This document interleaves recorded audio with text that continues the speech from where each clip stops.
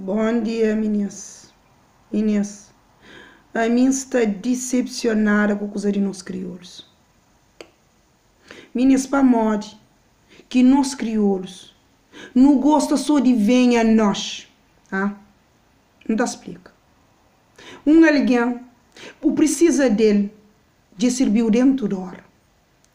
Para morte que ele mesmo alguém lhe hora que precisa de bo, se bo pode, porque te servir dentro da hora. Você tem que esperar, para correr por trás, para de chão, para mudar para grande.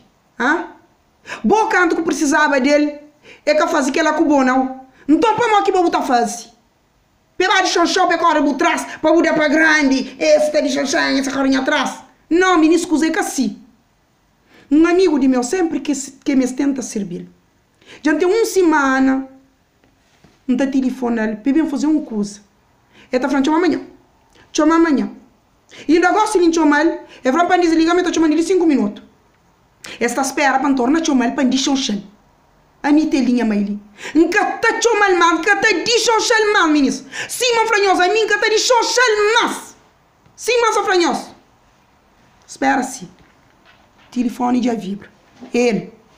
Menino, está dando titigal gossip. Alô? Aham. Sim.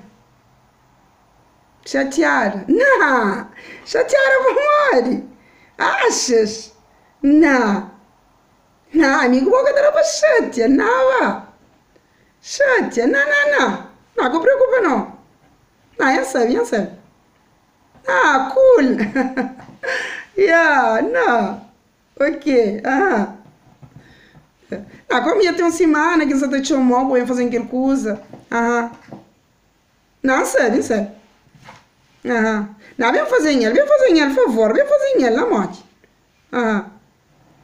Não trazer o grogo, bolacha, lata de atum, doce de Cabo Verde.